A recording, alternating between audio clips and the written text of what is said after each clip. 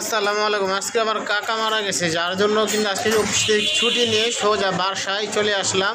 মানে অফিসে গিয়েছিলাম আমি গাবতলি থেকে শব্দ শুনতে পারলাম যে কাকা মারা গেছে। ফোনের মাধ্যমে আমার ভাবি ফোন দিছিল, যার কারণে আমি ছুটি নিয়ে সোজা বাসায় চলে আসলাম। তারপর দেখলাম কাকার সব কিছু সমাধান এখনও মানে সব কিছু এখনও সম্পূর্ণ করা হয়নি, যা করা করতেছে। এখনও গোসল করা হয়েছে, এখন এটা জানাজা বাড়াবে না, এই আজিমপুর কবরস্থানে কবর দেওয়া হবে। আজিমপুর কবরস্থানে যাওয়ার পরে কবর দেওয়া হবে। কবর দিয়ে কবর দেবে কটা বাজে জানি, দুপুর আসর নামাজের পরেই তাকে কবর দেওয়া হবে। আর মারা গেছে সকাল 9টা বাজে, 8:30 বাজে মনে হয় মারা গেছে। আমি তো সঠিক জানি না, আমাকে ফোন দিয়ে জানানো হয়েছে, যার কারণে আমি সব ছুটি নিয়ে চলে আসলাম। যাই হোক, আমার কাকার জন্য সবাই দোয়া করবেন, সেই আমি আপনাদের কাছে একটা। আসসালামু আলাইকুম। এরপরের থেকে ফার্স্টে আমি দিতেছি, কারণ অতিরিক্ত বাতাস লাগার কারণে ওর ঠান্ডা লেগে যায়, তো যার কারণে ওর গলাটা একটু পয়সা গেছে। তো এই তো এরপরে আমার চাচা শ্বশুরকে নিয়ে যাওয়া হয়েছিল তার স্ট্যান্ডে, তার কর্মস্থল যেখানে ছিল সেখানে। তো ওইখানে একটা জানাজা দেওয়ার কথা ছিল, বাট জানাজাটা হয় নাই, ওরকম অ্যারেঞ্জমেন্ট করা হয়নি, এর জন্য জানাজাটা ওইখানে দেওয়া হয়নি। তারপরে ডিরেক্ট নিয়ে যাওয়া হইতেছিল আজিমপুর গোরস্থানে। তো আপনারা অবশ্যই আমার চাচা শ্বশুরের জন্য দোয়া করবেন, আল্লাহ জানে তাকে জান্নাত নাসিব করেন। আমরাও কখনো কল্পনা করতে পারি নাই যে এইভাবে করে হঠাৎ করে সে এই দুনিয়া ত্যাগ করে চলে যাবে। তো এই তো সবাই মিলে আজিমপুর গোরস্থানে নিয়ে আসছে।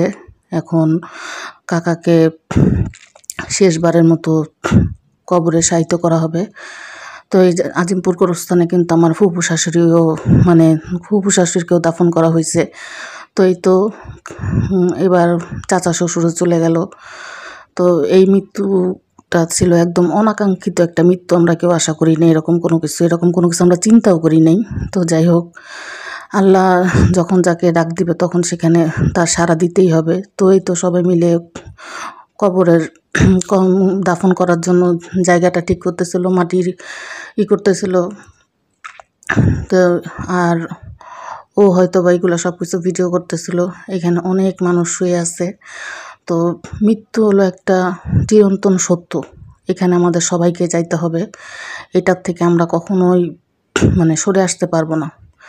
তো এই তো আমার চাচা শ্বশুরকে দাফন করানোর জন্য কবর কুড়া হইতেছিল। তো সবাই মিলে এখানে অপেক্ষা করতেছিল। এখানে আমরা যারা ছিলাম সবাই ফ্যামিলির মানুষজন ছিল, এখানে আমার সমস্ত ভাসুররা ছিল, দেওররা ছিল, সবাই ছিল। তো মাটি দেওয়া শেষ হয়ে গেছে, দাফন করানো হয়ে গেছে। এরপরে দিয়ে সবাই মিলে আবার ট্রাকে উঠলো। তারপরে সামনে আরেকটা বাস আছে, সেটাও নিয়ে আসছিল। ফ্যামিলির সবাই ছিল এখানে, সবাই মিলে একসাথে কাকাকে শেষবারের মতো একবারে দাফন করে চলে আসলো সবাই মিলে। আমি সবার শেষে আমি একটাই কথা বলতে চাই, আপনারা সবাই অবশ্যই আমার চাচা শ্বশুরের জন্য দোয়া করবেন, যেন আল্লাহ তাকে জান্নাত নসিব করেন। প্রত্যেকটা মানুষের দোয়া একটা মানুষের জন্য অনেক বড় কিছু। তো এই তো শেষবারের মতো চাচাকে দেখার পর আমরা সবাই একসাথে চলে আসতেছিল। আমরা মহিলারা যাইনি, সবাই এমনি ভাসুররা দেওররা যারা ছিল তারা সবাই গেছিল একসাথে করে। আমার ছেলে ছিল, আমার হাজব্যান্ড ছিল, ওরা দুইজনে গেছিলো। ছোটো ছেলেরা আমি পাঠাই নাই, যেহেতু প্রচুর ঠান্ডা পড়ে রাত্রেবেলা, এর জন্য। আর জায়গাটাও একটু দূরে ছিল, আজিমপুর ছিল। আপনারা সবাই আমার চাচা শ্বশুরের জন্য দোয়া করবেন। উনি অত্যন্ত ভালো মানুষ ছিলেন, ওনার ব্যবহার আচরণও খুব ভালোই ছিল। উনি আমাদেরকে অনেক আদর করতেন, অনেক ভালোবাসা দিতেন।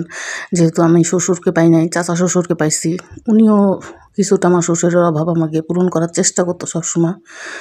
তো আজকে হয়তো বা মনের দিক থেকে আমরা সবাই অনেক দুর্বল, ওরকমভাবে কথাবার্তা বলতে পারতেছি না। যদি কোনো কথাবার্তায় ভুল ত্রুটি হয়ে থাকে কিংবা আপনাদের যদি খারাপ লাগে, অবশ্যই আমাকে ক্ষমাশীল দৃষ্টিতে দেখবেন।